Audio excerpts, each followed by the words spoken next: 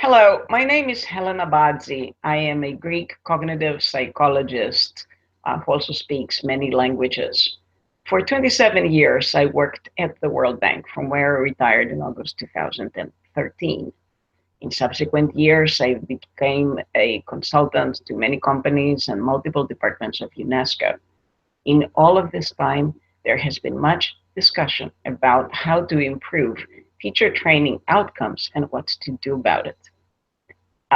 Cognitive psychology, cognitive neuroscience have implications that have not thus far been taken into account and that you and your work would greatly benefit from. In the subsequent 25 minutes or so, I will give you these basics and I will welcome discussions and messages about further clarifications. I will also show you a few videos that I have from the many years of my work.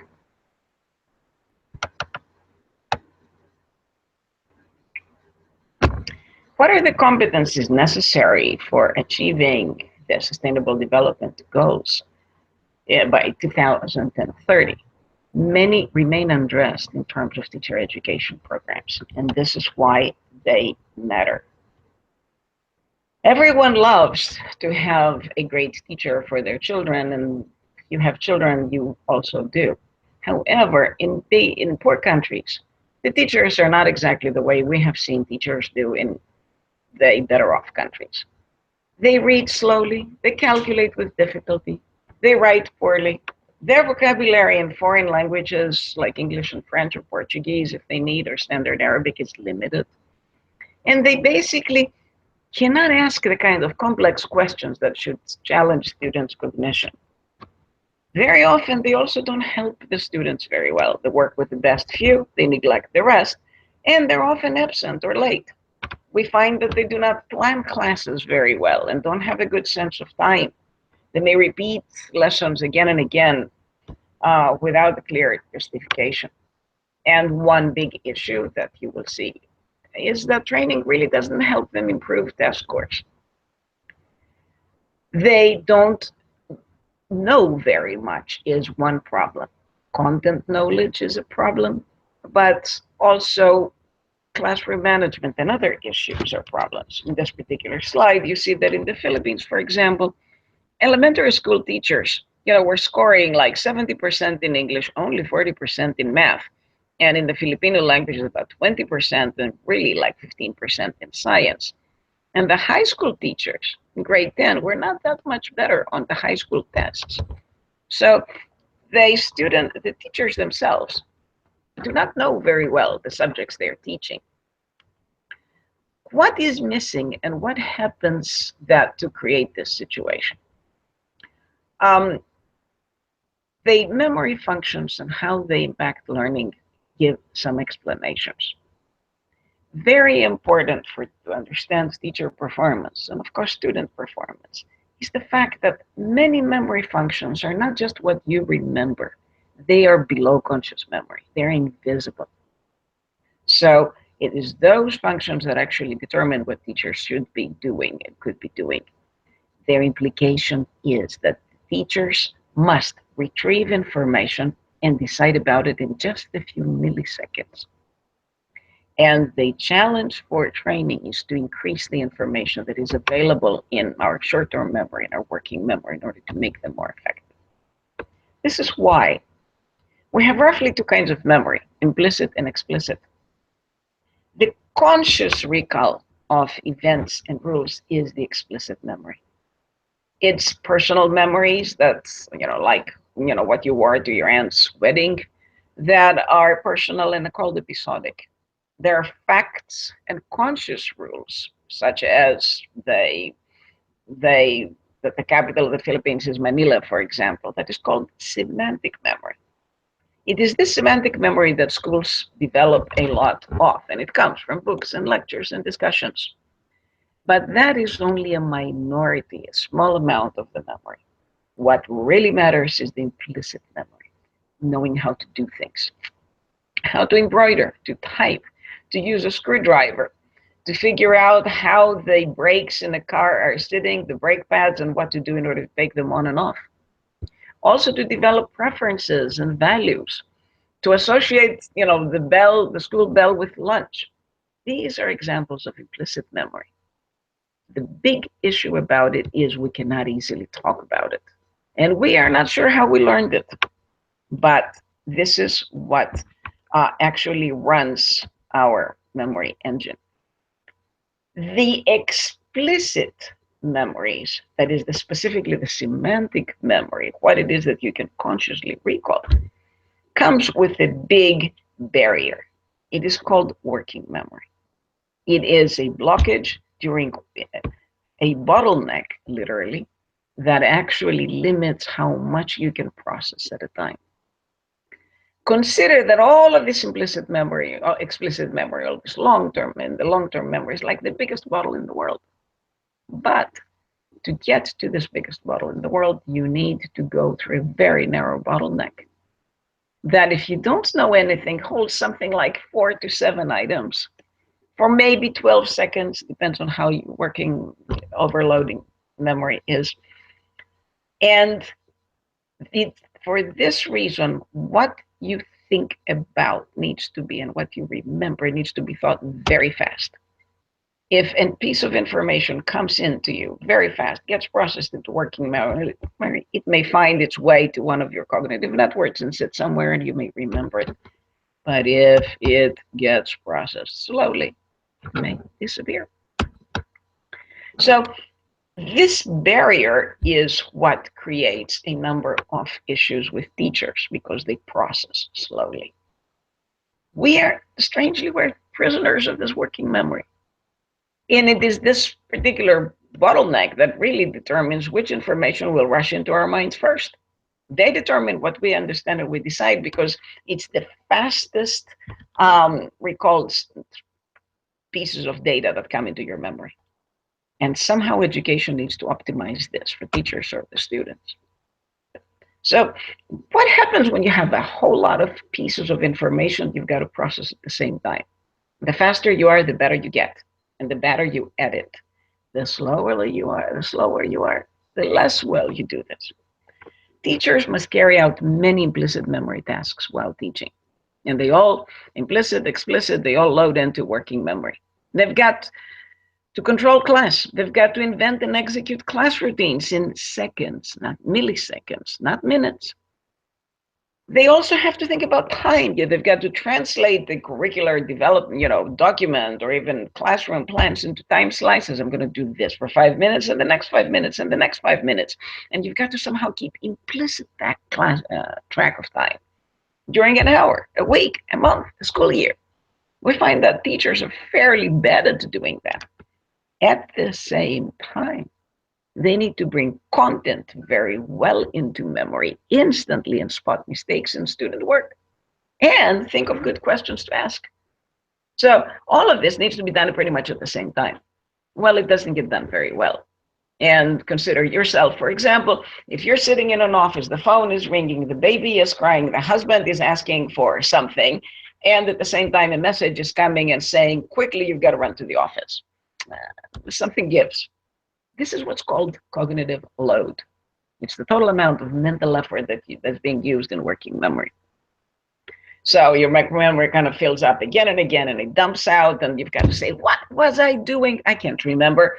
And what then you're most likely to do is what you've done over and over again, and most automatically and most fluently. And cognitive overload is when I can't handle this stuff. It's quite unpleasant. People avoid it. And it may be a powerful force in teachers leaving the profession, and in what some people call motivation for silly reasons, basically. They don't know. So very often, we hear, oh, the teachers are unmotivated. Well, are they unmotivated, or are they cognitively overloaded? And these are issues that have never been discussed quite. Teachers, like everyone else in these constantly changing situations where much is demanded of them, they must process information instantly. They must be automatic and fluent in skills like reading and math in order to spot the mistakes. However, worldwide, teachers are weak to students. This is why I showed you earlier the graph of the Filipino teacher scoring badly for, and we have many other such studies from Africa and elsewhere. So they may be poor at these low-level tasks. You know, getting to multiply 3 times 6 may be taxing to their mind, and at that moment they may not be able to be watching the students, misbehaving, and multitasking. Nobody is good at it, so they may not be doing this. So look, for example, children trying to learn something, and they expect instant, flawless, individualized feedback. Well, how quickly and with how much effort can a teacher spot this mistake? You spot the mistake.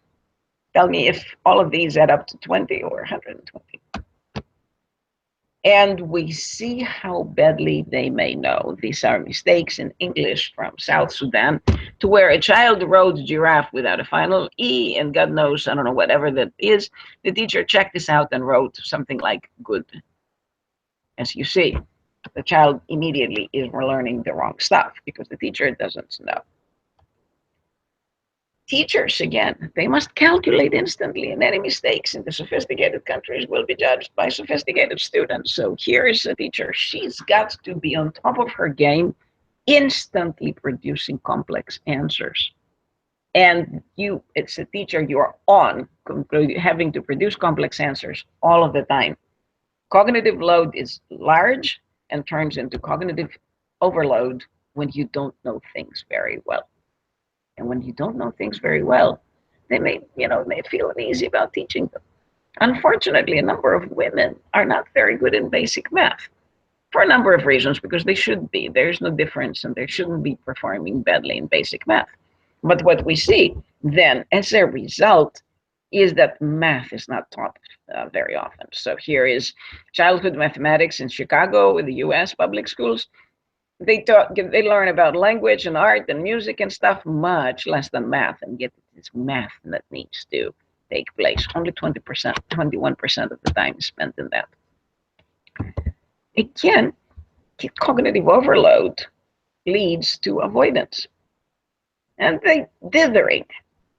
See, for example, teachers just not wanting really to start work. This is what I saw repeatedly in my years of missions in various countries. This is an old video in Niger, to where I watched and videotaped the students sitting without any work. What is the teacher doing? The teacher is preparing to distribute some textbooks, and we just sit and watch. The same thing in Brazil, to where, again, it was about 2003. I videotaped students sitting around for 10, 15 minutes, and they weren't doing anything. The teacher wasn't just getting around to doing some of this, some of the work somehow wasn't starting. Kept looking for books, doing things. This is where, again, somehow the work becomes difficult. You just don't know what to do about it, and people are not sure. And it's not easy to blame the teacher per se. We have to say, what is it that they don't know? What is it that makes them not want to start? It's this neglect of implicit and working memory that may explain why teacher training also fails to improve student outcomes. Instead of giving the teachers third grade math automaticity problems, you give advanced math courses. Well, they don't contribute to more effective math teaching. In fact, studies have not found significant impact on teacher training on learning outcomes. Even if they reduce student-teacher ratio, that doesn't get much better. So what should be getting done? Well, consider again what is happening at pre-service training. I've been again to many classes of pre-service training in Africa and elsewhere. Who are the teachers? Who teaches the teachers? Well, the instructors who themselves may not be up to date or up to speed. Literally, they may be processing too slowly. We see instruction in outdated theories, like theories of personality for the school inspector. We see much verbatim note-taking because the student teachers, pre-service teachers, lack their own textbooks. So They get no textbooks. What they do in class is verbatim note taking. So here in Cote d'Ivoire, they're writing all of this stuff, which is not terribly relevant to teaching anyway, just some theories, verbatim, and the student teachers will spend the entire time copying verbatim this information. So it's the only thing that does is increase probably reading or writing speed a little bit, but we don't see anything else. They're not even teaching French in this respect. It does help, obviously, to get teaching experience. That's when a number of these behaviors become automatic. The information gets collected then into implicit memory. Trial and error creates the, which is how basically we get better at it with implicit memory. Teachers learn, what their students are likely to do at the request of certain tasks, what more or less to do to keep children engaged, inquired, learn a little bit more about how to manage time, how to keep track of materials in their classrooms, assuming they have any, but they don't get feedback. Student teaching is kind of something that's being much of the time left alone with once or twice someone coming. It matters very much how much students know and can quickly retrieve. Again, the speed of retrieval is what matters. The cognitive overload happens more because you retrieve slowly, but also because you may know less and retrieve slowly. More knowledgeable people will also remember more. This is what I'm sure you have found out from your own experience. So over 50 years, for example, the very long-term memory studies, you see that if somebody took 5 courses of Spanish, they may remember much more of the course, let's say twice the amount of Spanish than if they remembered if they only took 1 course or 3 courses. It matters very much. Therefore, the better educated teachers will do will do the work faster, will learn more material faster, and will be able to adapt in class. The less educated teachers process more slowly, therefore their working memory contains less stuff. But again, teacher trainers, people in various donor organizations don't realize that. So they give complicated teacher training activities. So look at this particular, which could be from Guinea or the Gambia, complicated stuff for teachers to do. Well, it's not going to get done. It's not going to get done. It's not going to be sustainable. People want teachers to make all of these very nice handouts and hangouts and things and posters. Well, it takes them much longer to do this, never mind whether they have materials. They will not be continued. Donors and donor staff, people from high-income countries who are used to fast processing of their own teachers, vastly overestimate reading speed and language knowledge. So teachers who may have like the equivalent of 4th grade, even if they finished, teacher training colleges, they may read only like 100 words per minute. They're asked in French, for instance, in Congo, to read these documents. Well, it takes, 5 minutes, 7 minutes to even just get through one of these, never mind trying to process them. So they don't work. And yet you see projects giving contracts to donor agents, to consultant companies to do this kind of stuff over and over again. Instead, teachers need fluency in arithmetic, in spatial perception, in geometry, these basic shapes, functions, fractions in particular. They need to be fluently and effortlessly producing and reproducing these. Number sense, just like their students, they have poor number sense. They need to become, therefore, fluent and automatic in these tasks. And they seem to be elementary to you and to me, but many teachers have not mastered them. This is why the university-level courses may not be the most useful way to train them. And this is why educational theories have no use whatsoever, frankly, in teaching and teacher training colleges. At best, they can increase reading speed a little bit, but then they don't have textbooks, so it almost doesn't matter. The training should be in fluency, automaticity of basic math, language, increasing reading speed, spelling correctness, writing speed, ability to hold in working memory a sentence you want to write it long enough to write it, therefore writing faster.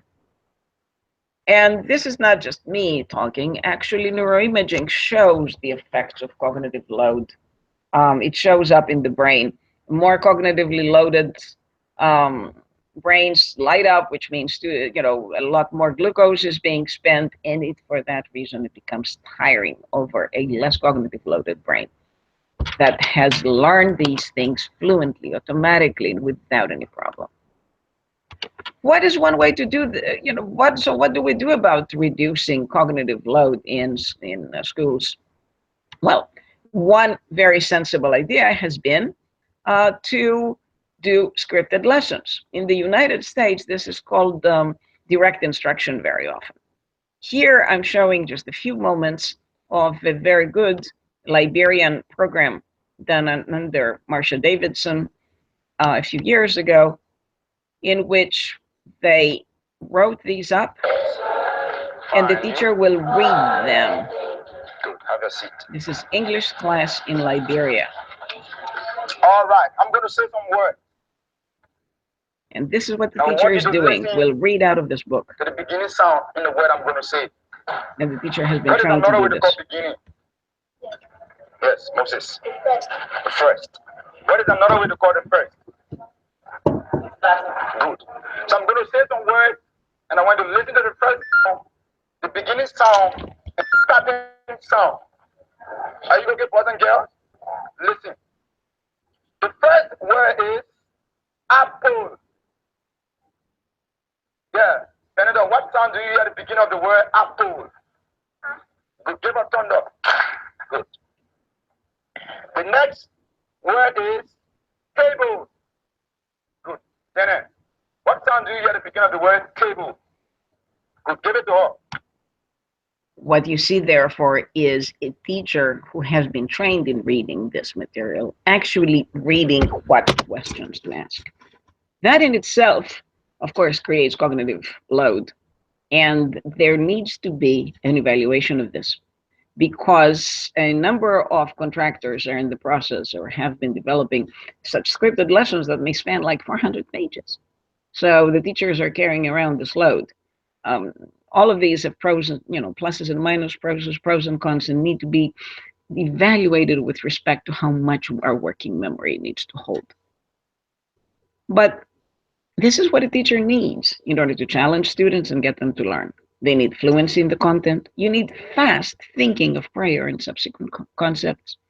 You need to be able to categorize concepts and deliver them efficiently into their students' working memory, because they've got to hold them. You need to give examples, prototypes. You need to ask questions. Trouble is, these memory functions are ignored. So students' deficits are misunderstood again. They're thought in terms of self-confidence, motivation, stuff like that. Well, it doesn't work like this. Self-confidence, in fact, is the predicted probability of being able to carry out this task. If I don't think so, I'm not self-confident. To tell me that I'm more self-confident when I don't think I can do it, doesn't really help. And motivation is really an unstable concept, and nobody really assesses it correctly. The trouble is, these automaticity issues appear trivial, not worthy of academic investment. And over the decades, there's been an effort to push teacher training into university levels, and particularly for primary school. Secondary school might be more justifiable.